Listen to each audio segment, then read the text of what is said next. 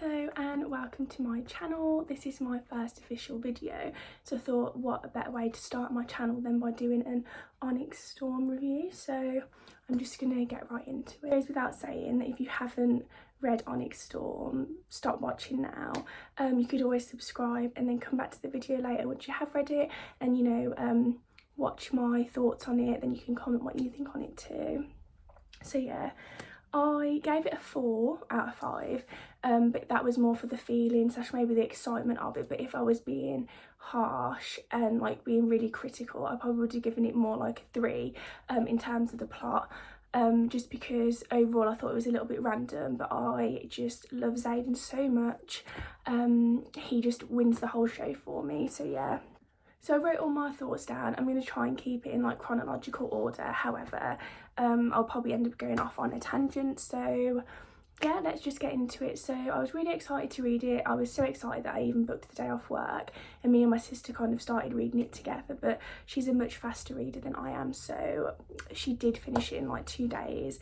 And I was trying not to be salty about it. She's a faster reader than I am, but a little part of me was a little bit sad, but that's okay. So obviously the book ends with like the whole Venin thing, and then XADEN becoming a Venin at the end of book 2. So then we kind of go into book 3, and I think maybe I had the wrong expectation.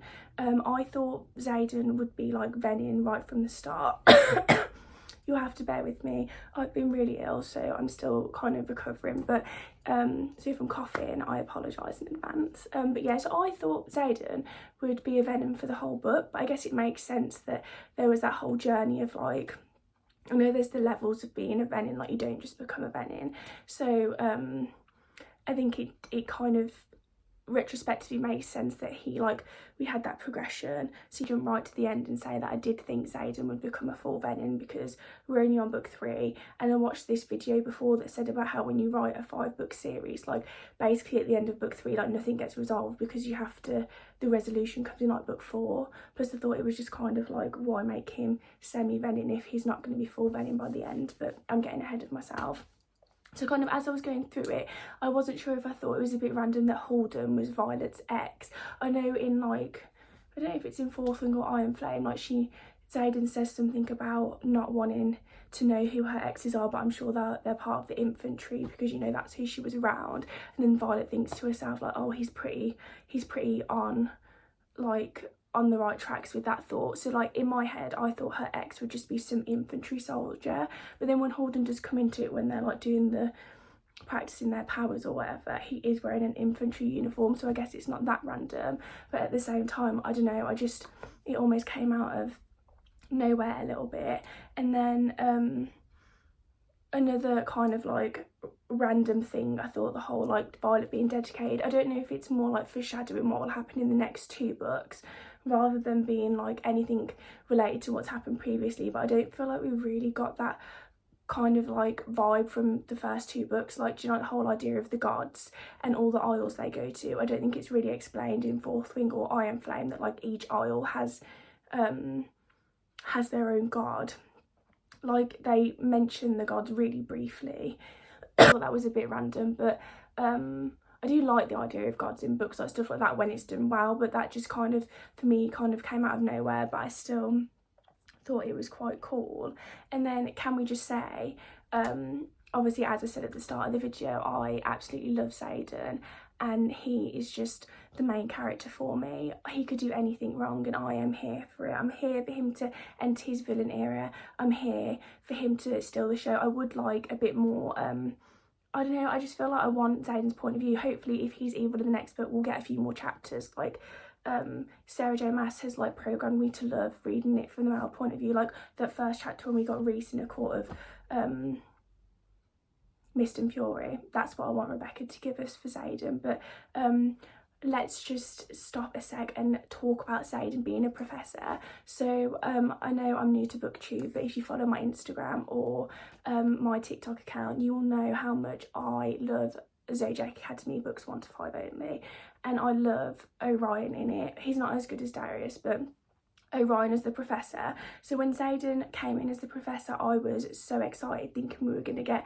a bit of that forbidden romance that like tension, like they're not allowed to be together but they sneak around a little bit, the like, you know, longing looks across the classroom, or like sneaking around like in, I don't know, like a cupboard, or that kind of vibe. I feel like Rebecca really could have rinsed that and I would have eaten it up so much. I was so ready for their like forbidden trysts or whatever. I know they're technically already together, but I just feel like that would have been, I think she could have explored that more with the, in terms of how many pages there were in the book, and some things I think could have been taken out. That's one aspect I would have loved more on. So is this my sign to write a fanfic of Professor XADEN RIORSON? I don't know how to say his name. Put in the comments if you know the pronunciation of it, of XADEN, Professor XADEN and Violet. Has anyone wrote a fanfic of that yet? Because I would 100% eat it up. Maybe, like I say, I'll write it myself, but I really wanted her to expand on that. I just feel like that would have added like a little bit of something a bit different to the book. For a lot of the book, obviously, we don't really see XADEN and Violet together because of the nature of, like, obviously he's away, like, fighting the different borders, but she's, like, still a student. But yeah, I want more from Professor XADEN, but it is what it is. We can't go back, we've just got to go forward. So yeah, that's what I wanted more on. That's what I really wanted more on. I think this is clearly just programming to me, when, oh, I can't remember which character it was now, when they manifested their signet and he ended up being a shadow wielder, same squad as Violet or whatever, and then XADEN's like, it's just nature taking its balance because they know that I'm turning evil, and you know, we've got to have a shadow wielder who can fight on the good side. I hate it. I am sorry, but I want XADEN to be the only shadow wielder. I want him and Violet to be like you know, like the most powerful couple.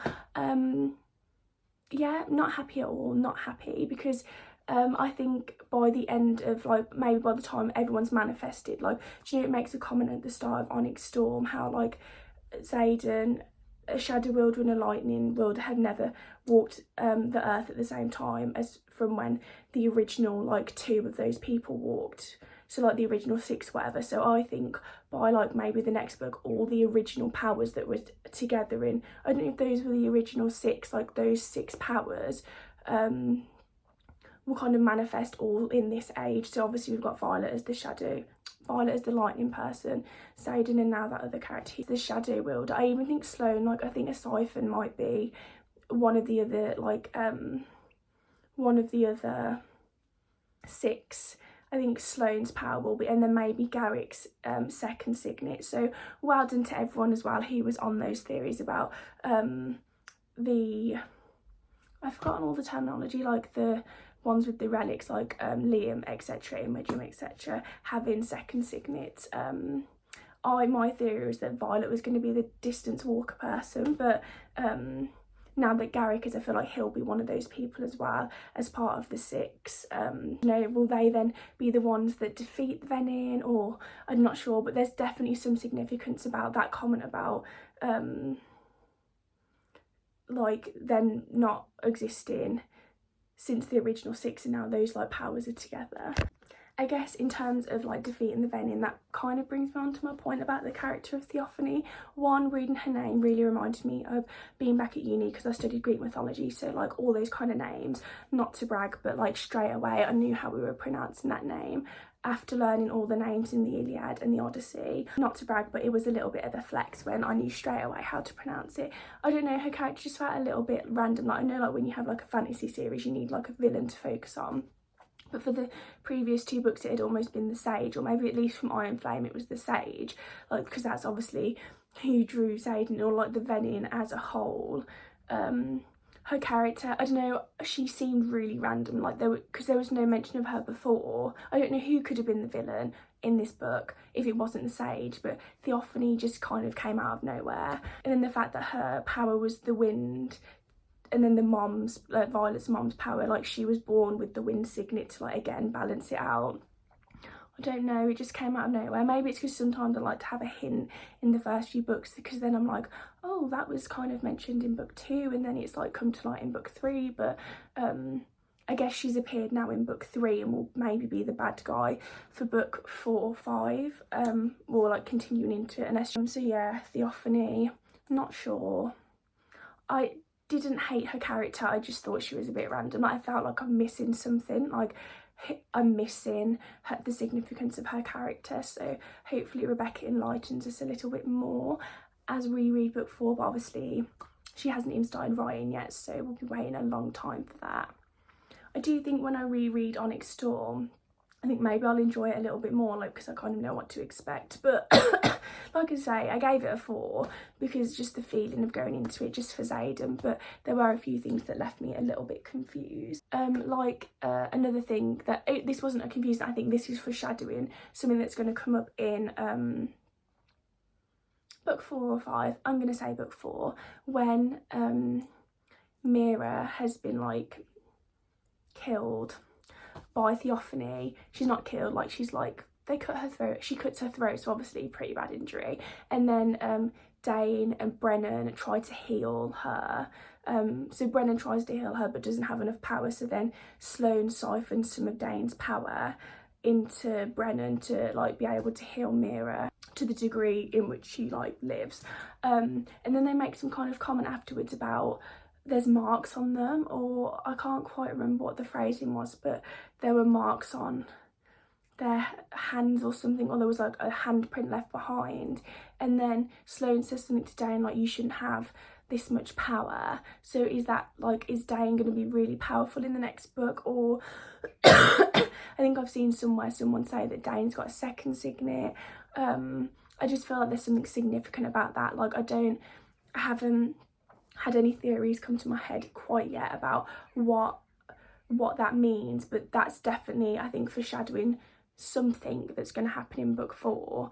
And then I take no credit for this, I think I saw it, I've seen it on Instagram and TikTok, about the possibility that like Brennan is actually like a wyvern, because he's got like marks on his hands and like runes on his hands and that, and we know from book 2, start of book 2, that like Nailin brought Brennan back from the dead, but used like so much of his power that like he then died himself. But like, is Nailin actually a Venin? And the way he brought Brennan back is similar to how the Venin make wyverns, so then that almost makes Brennan a wyvern. I'm not sure if that's a bit far-fetched. I think it would be kind of cool, but then like, does that mean that we can then learn to live, like, not we, can the characters then learn to live with the wyverns and live with the Venins?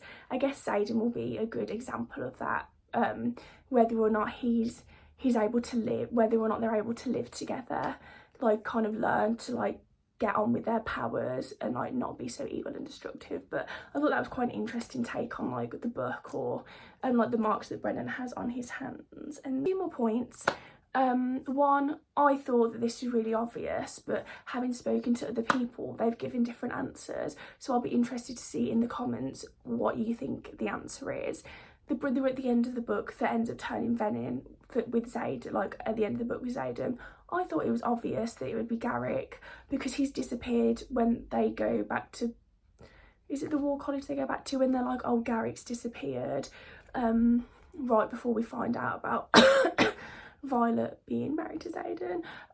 So I thought it was Garrick. I thought it was pretty obvious, especially because XADEN makes some kind of comment like, he knows what I've been through, blah blah blah. But then other people have said they think it's Bodhi, or what did someone say to me? Someone made an interesting comment saying that it was just like Riddick or something, because then when you first vent in, like, you don't have the red veins and everything, so you can basically assimilate yourself back into normal life. So someone said that it was just like a character like that, and then we won't know that they're the Venin, which again I thought is interesting, but also that happened with XADEN, so it's a bit of a repeat of the story. But yeah, let me know in the comments who you think the brother was at the end of the book. And finally, perhaps the best point I've got to make about the book is that obviously Violet and XADEN are now married at the end of the book, which means that in book 4 we will get a scene where XADEN says, my wife. I'm just going to pause to let that sink in. I cannot wait to read that scene. I know they're not going to be together because of how book 3 ends. Like, there's going to be some angst, some tension, some, no, we can't be together, yes we can, we've got so much to work through, blah blah blah blah. But the fact that they're now married means that he's going to call her his wife at some point. The fact that, like, when they were going to the Isles and then he was like, my consort, and then says girlfriend's not permanent enough, or like it's like too impermanent for like the feelings I feel towards you. I don't make, when I'm reading, I'm a pretty like expressionless reader, but when I read that page, I smiled and like sat up in bed a little bit, because I was like, when is someone going to call me their consort and say that their feelings for me are so great that girlfriend isn't a good enough like descriptor or noun of what they should call me? So yeah, when XADEN said that his feelings for her are too great to call her girlfriend, I ate that up. It was so... I live for those moments. As you can see, the like romance elements are kind of like what I get into, but I do like fantasy for the world building. Like romance on its own as a genre, like sometimes I find it a bit icky and like a bit cringe, but when you like put it into like a fantasy setting with dragons or fairies or whatever, I am here for it. So yeah, that was my review on Onyx Storm. I am really excited to see what happens in book 4. I know we've got ages to wait for it, but I guess it just lets us, you know, read the books and see what else is out there for now. Definitely think I'll be rereading it at some point. I'm just not in a hurry to do that yet. But yeah, I've been wanting to do this video for a while, but as I said, I have been ill, so it's allowed me to collect my thoughts a little bit, although I do think I've just given you a brain dump.